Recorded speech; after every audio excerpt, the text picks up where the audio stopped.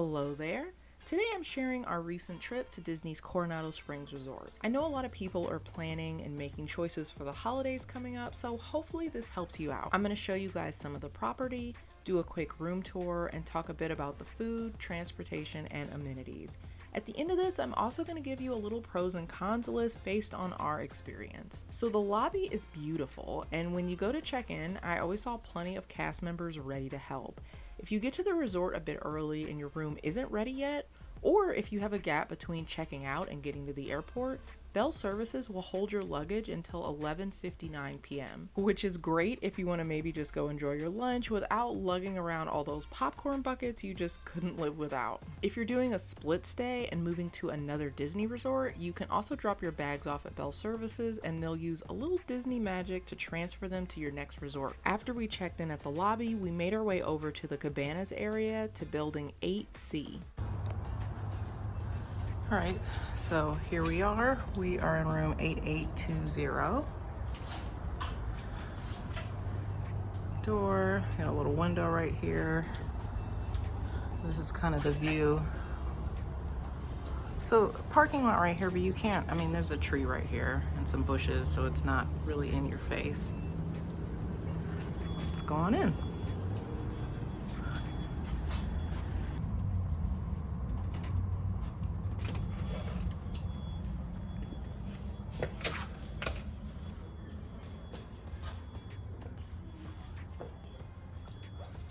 Oh, this is nice. Let's see if I can find the lights. You know, we like to play this game when we first get into a place. All the switches, hit all the switches. Okay.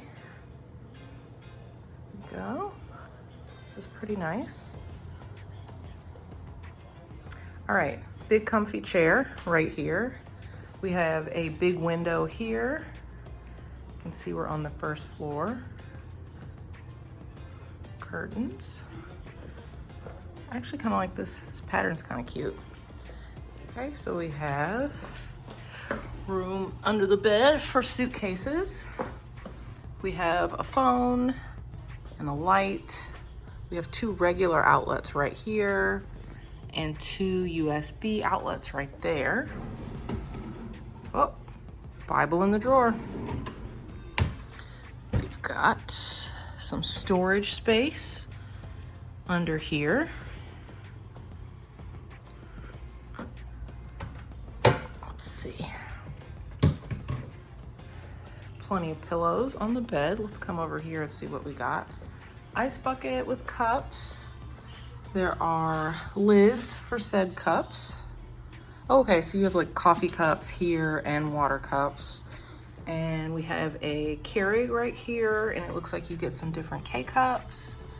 We've got some Joffrey's blend, which is cool. I like that it's included, but y'all know how I feel about Joffrey's. Let's see. So I will probably partake in the old tea. Got some half and half back there. Oh, adorable. We've got a little Hey Disney. I don't think I haven't set that up yet. So let's see, we have all kinds of, two more USBs there. There's another outlet right there. TV. Let's see what's under here. Is this the mini fridge? Yeah, there we go. We have a beverage cooler to 41 degrees. That's a good size beverage cooler. Let's see what's nice deep drawers. Do you guys unpack when you get to a hotel? I'm not a big unpacker. I feel like I asked this if you watch the video we went to Lake Las Vegas. We did the Hilton there. I think I asked that, but sometimes people just unpack, and I tend to be a live out of my suitcase kind of gal. Okay, we have waste here. I don't see trash bags there, so I wonder if they're somewhere else. Let's see. This is the little housekeeping chart right here. So, interesting. Okay, we got some more outlets over here. Two more USB. This is plenty of plugs and stuff. That's awesome. Nice full-length mirror. Hello. Let's see. Over here. Okay, we got 2 more plugs. Oh, I'm gonna charge so many things, guys. Oh, I'm just gonna charge everything. Okay. Empty. Oh, here's the safe over here.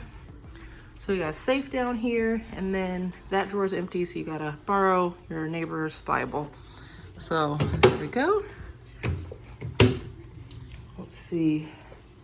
Got a little 3 Caballeros art right there, which I love. This is actually pretty cool. Let me back up so you guys can see this. The doors that close here, that's pretty neat. All right, let's play Find the Light Switch. Oh, okay, so that is motion sensor because that just went off. Let's see. Oh, this is fancy. Let's back on up so you can see. So we got, I think this is a wardrobe right here. Let's go in here and see. Oh, oh, oh, oh, oh. Don't break it, Lauren, don't break it. Okay, extra pillow and blanket up there. We have lots of hangers. Looks like a little luggage thing to put your luggage on. I love that. Ooh, there's a steam iron. Do you guys steam stuff? I sometimes steam stuff. We have an ironing board tucked in here. Perfect. I love that it has a separator so it doesn't like fall over on things in the closet. I have one at home that does that. More storage there, so you could probably fit like maybe a carry-on suitcase under there, so that's awesome. Perfect, perfect. Okay, we got a trash can over here. Still no bag in that. That's weird. Towels. What do we got in here? What do we got in here? This looks empty. Looks like an empty cabinet. So much storage in here. This is a good makeup mirror. We've got vanity kit, shower cap. Oh, we have mouthwash here. We didn't have mouthwash the last time we stayed on property, so that's pretty cool. We've got bath soap right there. We've got double sinks. We've got more towels under here. Let's see. Ah, there's the blow dryer. So there is a blow dryer there. Looks empty on that side. There's some more tissues there. Empty over there. Okay, let's come in here and see what's going on. All right, so we got a pocket door that leads to the shower toilet area. Toilet over here. We got some more towels. Okay, let's see. So we got the refillable H2O, non-H2O Disney products. This is great because sometimes there's no shelving to put your own products. There we go. Shower situation. Oops, all right guys. Okay. Oh, that's nice. I like how it drains, how the shower drains. That's pretty cool. Okay, and they've got one of those, I'm really gonna have to get in there, but they got to dry your swimsuit right there. So you can just pull that and then it hooks in right here, which is great because we are gonna take advantage of the pool. So that is pretty fancy. All right, let's come on out here, back up so you guys can see.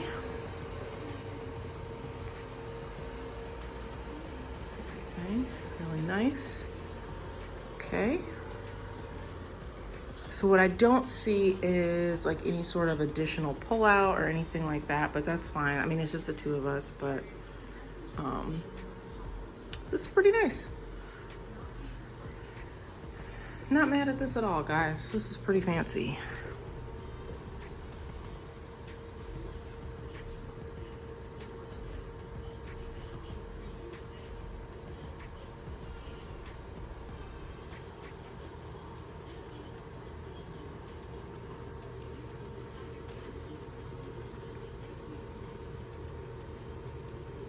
Let's see how hard the bed is.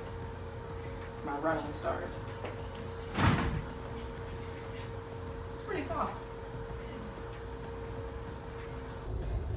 All right, so we're headed out. Just to give you guys an idea, we walk around here and that right there. Let's see, can you see it? This is actually bus stop number 4 right there. So that's a pretty easy walk to get to the parks. There are 4 bus stops in total, with bus number 1 being the main lobby. If you want to get to a different stop without walking all the way around the hotel, just hop on the Disney Springs bound bus at stops 1, 2, or 3. Overall, the resort is pretty easy to navigate, and it really is just a big circle. There are 4 different laundry rooms spread out around the resort. You'll need to use your room key to gain access, and they take credit and debit cards. There are 3 quiet pools on the property, and we were lucky enough to have one right next to our room. The quiet pools are open from 10 a.m. to 11 p.m., while the main pool closes at 10 p.m., so you get an extra hour over here. There are towels available at the pool and also restrooms. These don't have showers, but the one over by the main pool does have a shower. I just wasn't lucky enough to get any videos since there were people around. The dig site is basically what they're calling the main pool recreation area, where you'll find Siesta's Cantina, which is the pool bar with a few food options, a sandy volleyball area, the big pool that I can tell you is the absolute perfect temperature, with lots of seating and a little area where they do a campfire in the evening. There's also a shallow kiddie pool next to the stairs for the slide. There's also a super fun water slide. I'm a big baby, and I will tell you, if you're a little nervous, don't be. It's a blast, and the water is only about 3 feet or so where it spits you out. And I can't forget my personal favorite, the hot tub. After a long day of mistreating my poor feet in the parks all day, it's hard to beat sitting in the hot tub with a view like this. It's also one of the larger hot tubs I've seen on Disney property. Let me know down in the comments, what's your favorite Disney hot tub?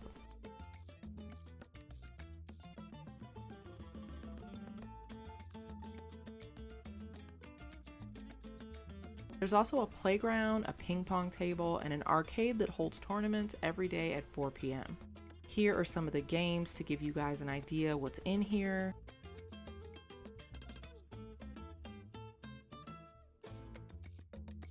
And for example, this only costs 30 points to play. And you do have to buy an arcade card to play games in here, and here's the pricing for you.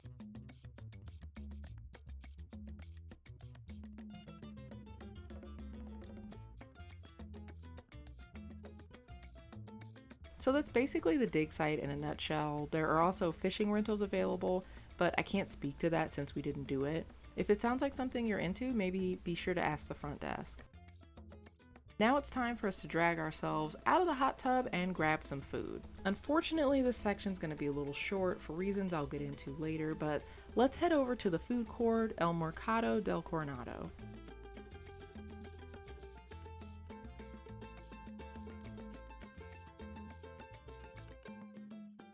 Including a kids meal, we saw about 6 or 7 different options for breakfast, and we opted for the frittata mexicana and the chorizo, egg, and cheese empanadas. The frittata is a pretty decent portion, and I actually had a little trouble finishing it. It's not a bad bite together with the hash browns, but these are your standard Disney egg product, so I wouldn't be shocked to find a giant suspicious plastic bag labeled eggs in the kitchen. I wouldn't rush over to get these, but they're not the worst thing I've ever eaten. Hopefully this will give you an idea of the texture. It seems like the veggies are mostly on the top.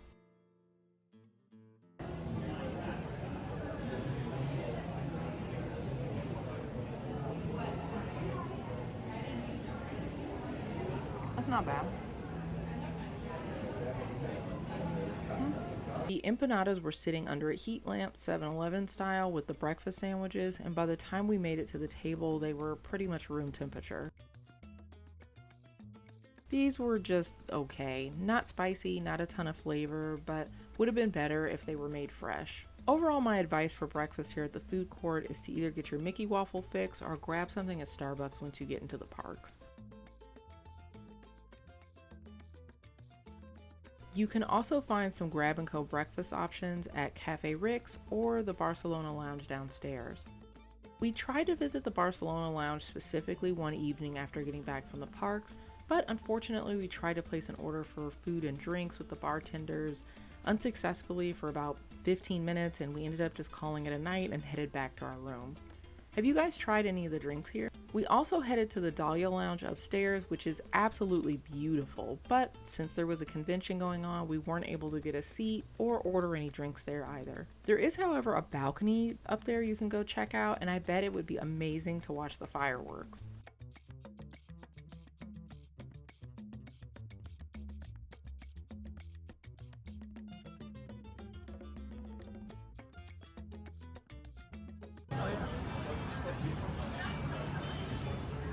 Alright, so Epcot is right here. And then you can see Tower of Terror right there. Hopefully you can see that. Here.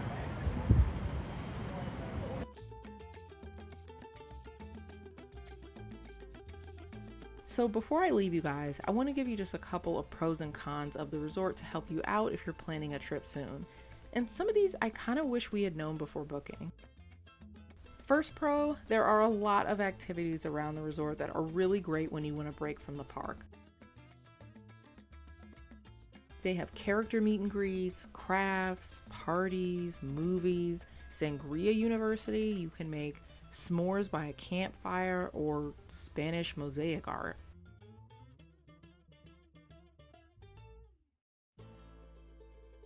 There's an adorable scavenger hunt and even a running trail if your life is way more together than mine.